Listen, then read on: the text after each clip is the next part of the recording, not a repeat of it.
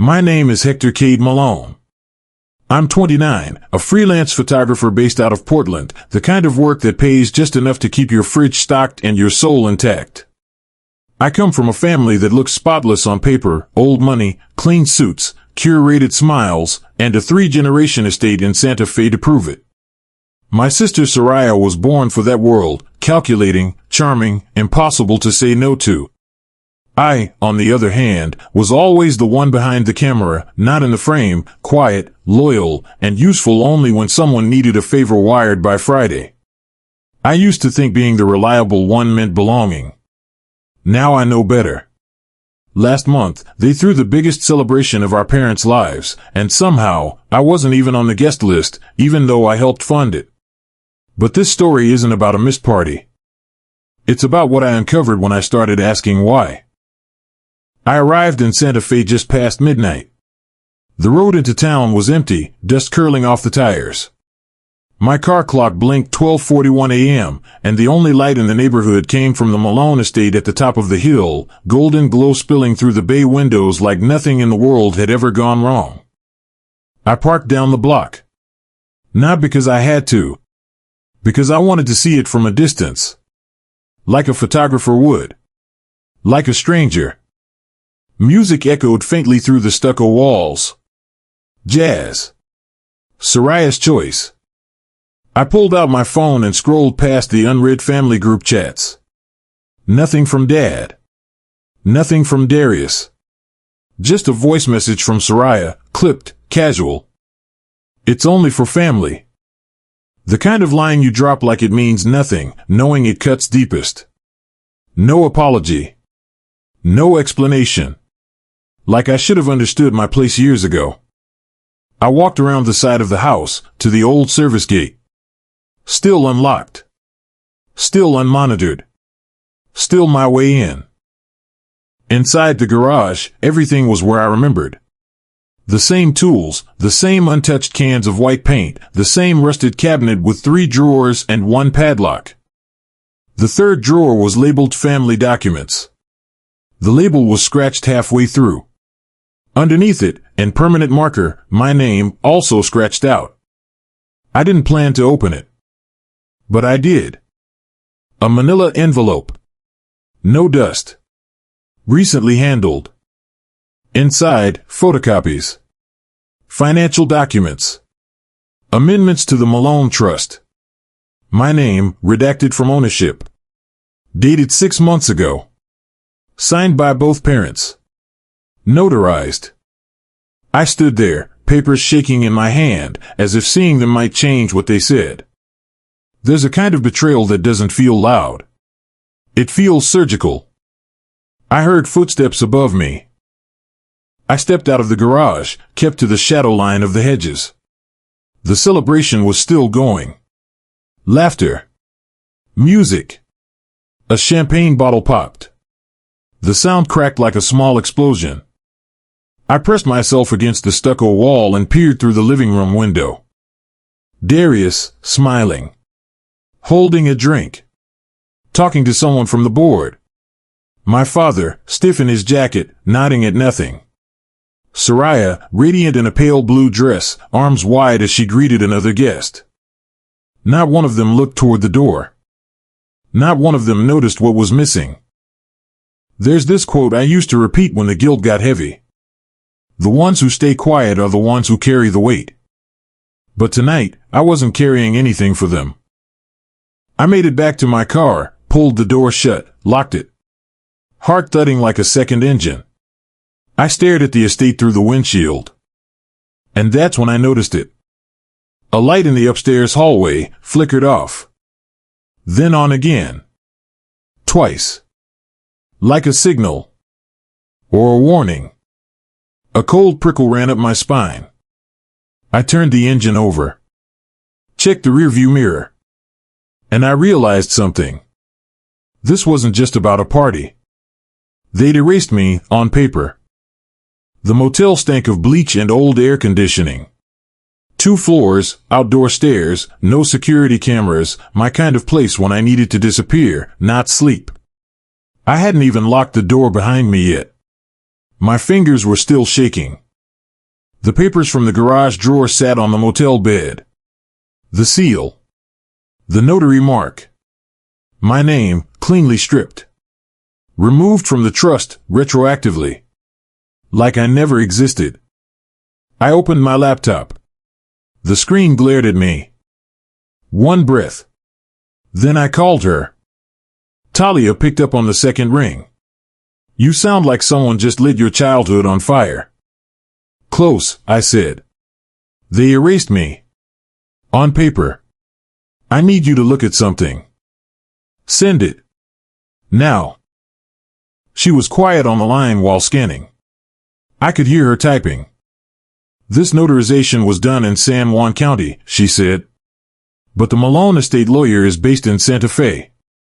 What does that mean? It means this was rushed. And probably not clean. I scanned the room. Old wallpaper peeling. A mirror cracked dead center. I stared at my reflection, split. I remembered what Talia once said after a shoot gone wrong: every family hides things. Yours just built theirs on it. 30 minutes later, Talia sent a folder. Attached, records of my recent wire transfers to my parents, amounts, dates, confirmation. But one thing was off. 2 payments had been rerouted. Different recipient names. Same amounts. Who the hell is Selden and Rowe? I asked. Shell Company, she replied. Nevada registered. Guess who the proxy agent is? I didn't answer. I already knew. Soraya. I stepped outside for air. A cat darted across the lot. A vending machine blinked in the distance. But the air wasn't still.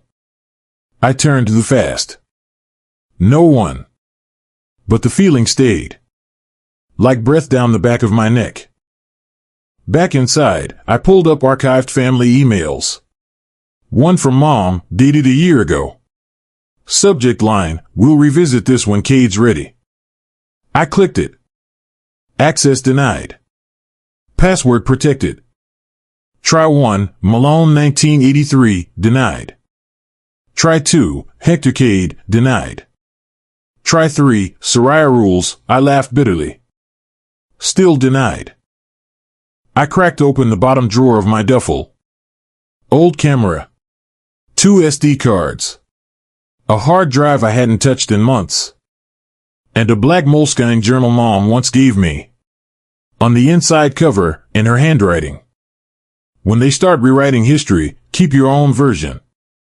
I flipped through it. Receipts. Notes. Passwords. One scribbled line stood out: trust clause change March 6th. Never agreed. Talk to Jerry. Jerry. Cousin. MIA for years. Disappeared after the accident. I didn't sleep. At 2:13 a.m., my motel room door clicked. Not knocked. Clicked. Soft. Mechanical. I moved fast, shut the laptop, grabbed the camera, stood behind the door with the chair raised. But no one came in. After 5 minutes, I cracked the door open. Empty hallway. But the edge of my laptop screen was lit up. The cursor blinked on a black notepad window. One sentence typed. Stop. Or next time it's you. I backed away slowly. Blood thudded in my ears. Someone had been inside. Quiet. Controlled. Left a message. No forced entry. No broken window. Keycard? I called the front desk. Did anyone ask for access to room 214? Silence. No, the clerk said. Not unless you gave someone permission. I didn't. Another pause. Then. That's not possible. I yanked the hard drive. Packed the laptop. Called Talia again. This just turned from ugly to dangerous. You need to leave, she said. I need to go deeper. Cade. They're not just cutting me out. They're covering something up. I drove across town, lights off, heart hammering. I didn't know where I was going until I was halfway there. The old family lawyer's office. Closed at this hour. But something told me the answers didn't wait for business hours. I parked behind the building. A single light on upstairs. A figure moved past the window. Slow. Deliberate. Like someone expecting a visitor. Or watching one approach. They didn't just cut me out, they're covering something up. The estate was louder up close. Voices bounced off marble floors. Glass clinked in rhythms that sounded too practiced to be casual. Someone laughed, sharp, high, familiar. I moved past the side hedges. A catering truck blocked the back gate. I ducked behind it, pulled on the black polo I brought, no logos, no questions. Tucked the camera under my arm and walked through the open kitchen like I belonged there. No one stopped me. The staff moved fast, heads down, like every second not moving forward might cost them their tip. I slipped into the main hallway, heart punching my ribs. I hadn't been here in 5 years. The walls were still lined with photos, curated. Not candid. Not real. One shot froze me, our family in Aspen, snow perfect, smiles whiter than the lies we told. My arm was cropped out. Deliberate. I slid through the ballroom archway. Darius stood near the fireplace, pouring 2 fingers of scotch. Same watch. Same face. A little heavier. A little hollower. Soraya floated in from the left like she owned the oxygen in the room. She wore blue silk, hair pulled into a high knot, face tight like a politician during scandal season. I watched her from across the floor. She hadn't seen me yet. A guest touched her shoulder. She laughed too loud. Perfection, someone whispered behind me. I turned. He was leaning against the bar, suit wrinkled, tie loose, eyes scanning the room like he was looking for something no one else knew existed. Jericho Quinn. Our cousin. Vanished after Delphine's death. Dead on paper. Didn't expect the prodigal to crash the curated, he said without looking at me. I didn't expect a ghost to drink the family's best bourbon. He smirked. I moved upstairs. Office door was unlocked. Sloppy. The safe behind the bookshelf was new. A digital lock. Dustless. The second drawer of the desk held USBs, no labels. The third, a black binder with typed transcripts. I didn't get to read them. The door clicked shut behind me. I turned. Soraya stood there. Calm. Too calm. I knew you'd come. You always did love predictable problems, I said. She stepped closer. Her perfume was subtle, clinical. Her smile wasn't. What did you find? She asked. You tell me. I told you already, she said. It's only for family. That's the line you hide behind now? She crossed her arms. You were the one who left, Cade. Not the one we pushed. You removed my name from the trust. Technically, she said, Dad did. I just helped him see what was necessary. I stepped closer. You forged it. No. I organized it. There's a difference. My fist clenched. She didn't flinch. You always wanted the estate, I said. All of it. I wanted stability, she said. After Mom's accident, you stopped showing up. I was grieving. You were absent. Mom never would have agreed to this, I said. She looked away for the first time. Then snapped back, smile sharpened. She would have, eventually. I left before I did something I'd regret. Down the hallway. Past the guest room. Back to the stairs. Jericho waited at the bottom. He handed me a folded paper. No words. I opened it in the garden. A printed transcript. Timestamped. Dated the night before Delphine's death. Arguing. Two voices. Delphine. Soraya. You can't control everything. I can control enough to survive. A third voice, faint. A thud. Then silence. I looked up at Jericho. His face unreadable. You kept this? He nodded once. Why now? Because the story they tell only holds if no one checks the ending. I exhaled. Hard. There was more. I could feel it like a storm in my chest. They buried her truth. Jericho stared at the house, face hard. If you want the truth, Cade, follow the money and the body. The Malone estate was sleeping. At least, the lights were out. But no one in that house ever truly slept. They paused.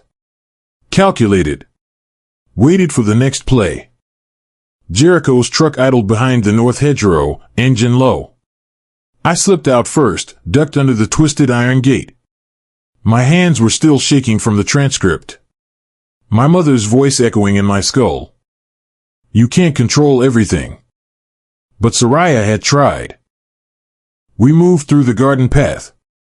The rosemary brush scratched against my jeans. The scent hit hard. Mom used to clip it every Sunday. Said it reminded her what honest living smelled like. Funny. All I could smell now was smoke. Jericho carried the crowbar. The cellar door groaned open. Hidden under the ivy near the guest house. The key? A chipped pendant necklace, the same one Delphine wore every day before her death. I had found it last year, forgotten in a photo box. Turns out, it was a skeleton key. Of course it was. The air inside was colder than outside. Metallic. Damp. A single bulb flickered. The pull string clicked once. Twice. Nothing. Jericho swore under his breath. I raised my phone flashlight. Rows of shelves. Old boxes. Locked filing cabinets. A heavy vault in the back with a keypad and no label. We stepped toward it. I've been down here once, Jericho whispered. After she passed. Soraya said we weren't allowed to touch anything. Which means this is exactly where the rot is. I tried the code. Nothing. Jericho typed Delphine's birthday. Click. It opened. The moment that lock gave, I swear I felt the floor drop under us. Inside were three things. 1. A red leather ledger marked Wool, original draft. 2. A camcorder. Dustless. Plugged into an outlet. Still warm. 3. A manila folder labeled Disputed Clauses, Cade Malone. I opened the ledger. It was my mother's handwriting. Everything was intact. Her revisions. Her intentions. Her final update named me as the primary executor of the estate. Dated March 9th. She died March 10th. The document was never filed. And someone made sure it wasn't. Jericho connected the camcorder to my laptop.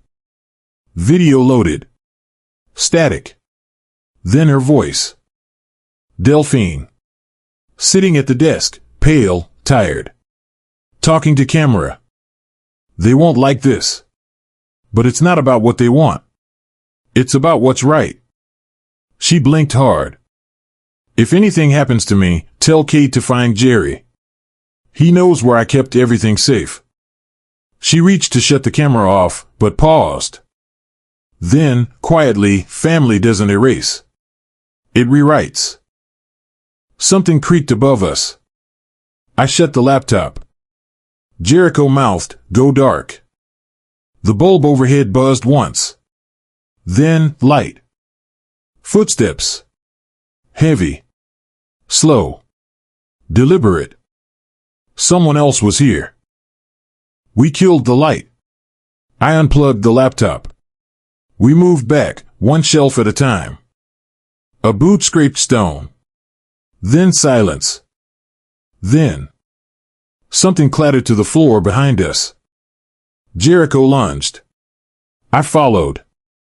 We pushed through the narrow exit, heartbeats slamming our ribs. Up the stone stairs. Through the garden. A shadow behind us moved fast. A blur. Someone in black.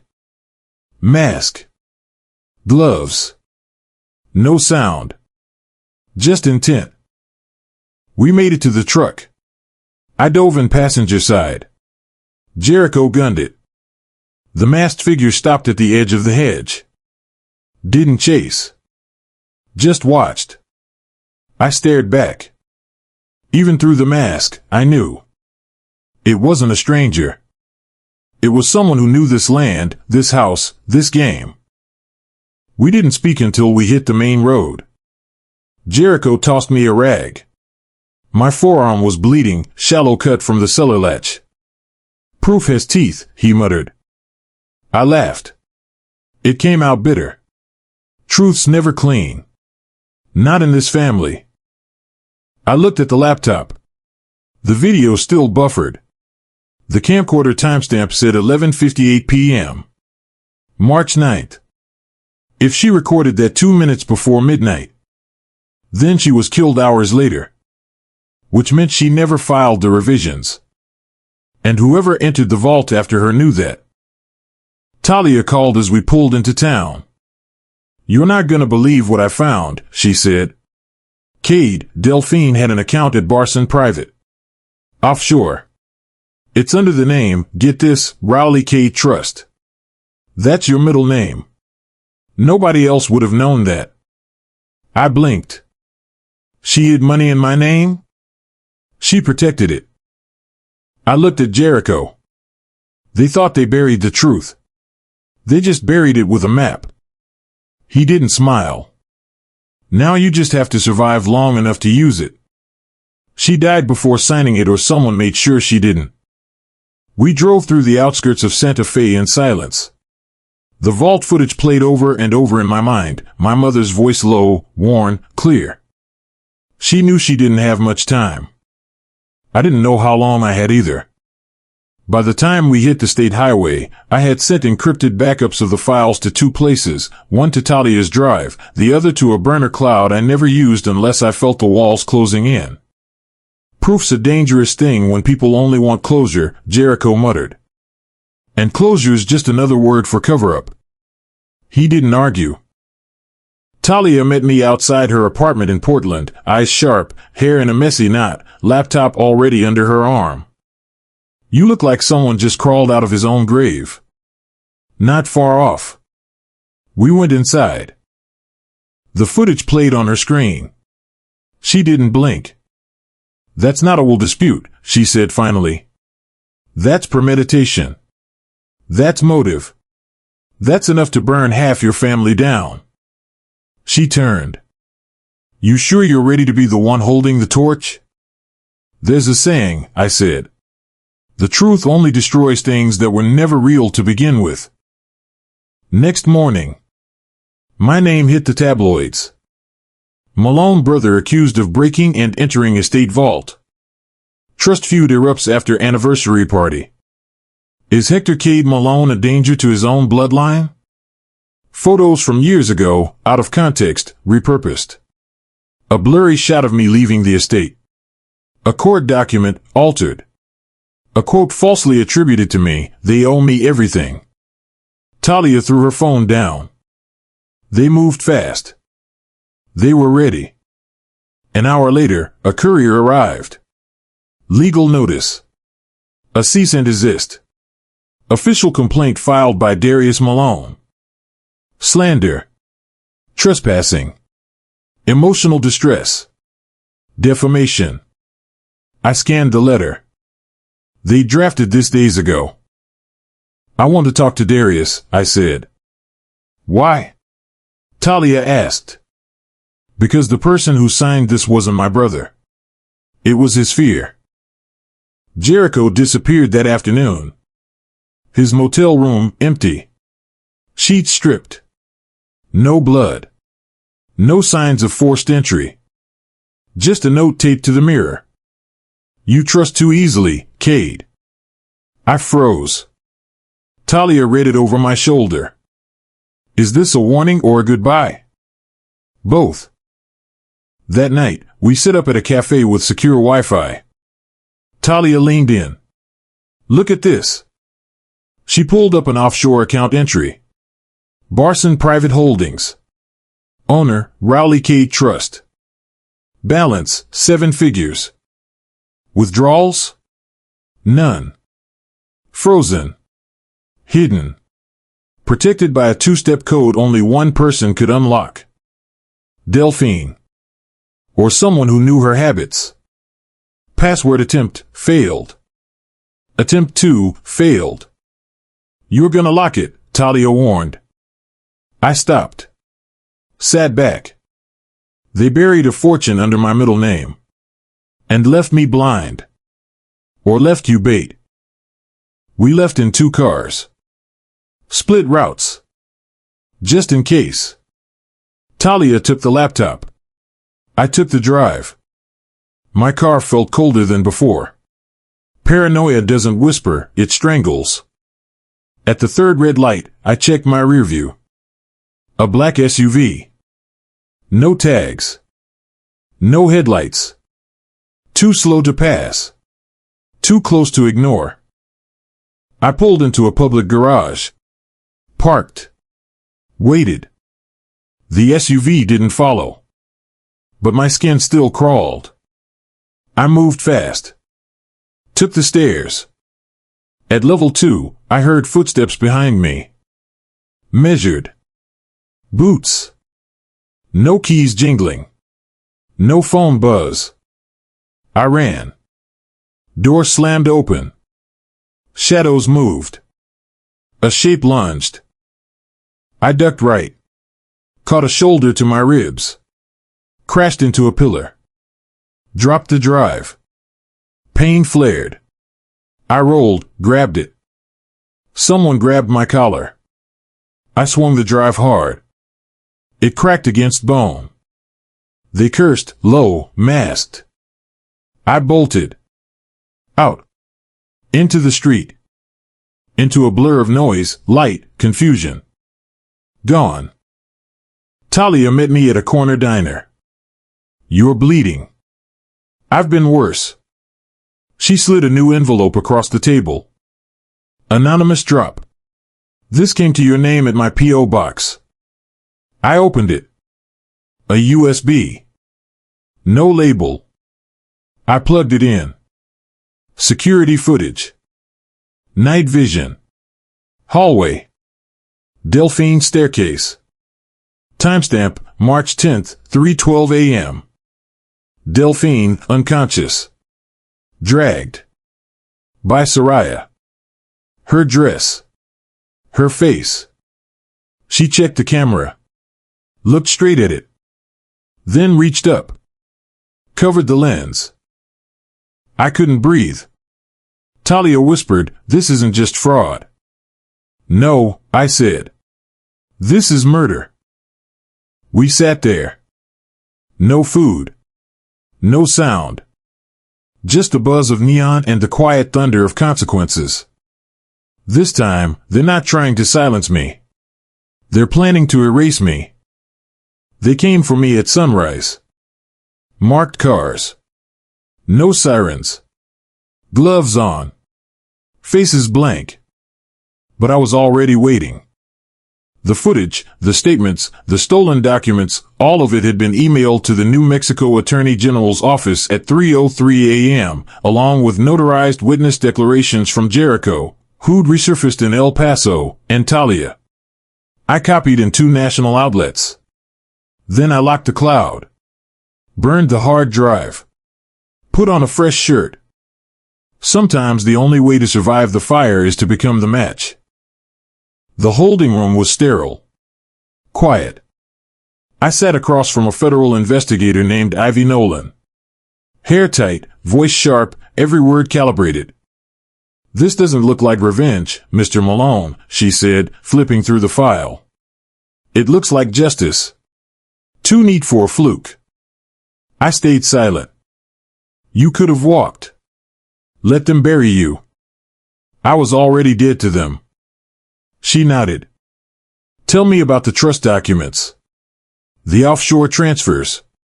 The night your mother died. So I did. Line by line. The charges came 2 days later. Conspiracy to commit fraud. Money laundering. Tampering with a trust. Obstruction of a fiduciary account. Suspicious death, reopened as potential homicide. Primary suspects, Soraya Malone, Darius Malone, and associates.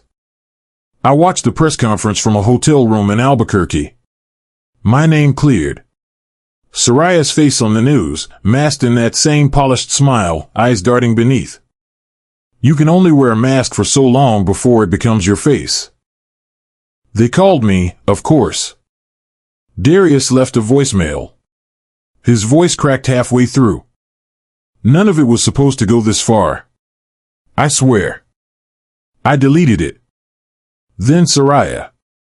Not a call. A letter. Handwritten. You always wanted to matter. Now you do. I hope it was worth it. I burned it without reading the rest. It wasn't about matching. It was about remembering what matters. Delphine's body was exhumed. New autopsy. Toxicology revealed sedatives, masked by her pre-existing medications. Trace elements of crushed lorazepam. The coroner reclassified it. Suspicious circumstances. I sat with the detective on her case. He asked me one thing. Why now? I looked him in the eye. Because silence is just complicity in slow motion. Weeks passed. Talia got hired by a white-collar crime unit. Jericho disappeared again, this time on his terms. I stayed. Sold the Santa Fe estate. Every painting. Every rug. Every heirloom full of secrets. Donated half the profits to a domestic abuse shelter in Delphine's name. Kept one photo of her, the only one where she looked genuinely happy. Wind in her hair. Laughing off camera. A good memory, for once. A month later, the estate lawyer called. There was another clause in the trust. One Soraya hadn't known about. Delphine's handwritten addendum, notarized, tucked behind the second vault panel, sealed in a silver envelope. She'd left everything to me. Because, in her words, I never wanted you to be like them. And you weren't. I didn't take the money. Transferred it into a scholarship foundation for kids like me. The ones on the sidelines. Forgotten. Used. My name wasn't on it. Didn't need to be. Legacy isn't what you leave behind. It's what you refuse to carry forward. The last time I saw Soraya was on TV.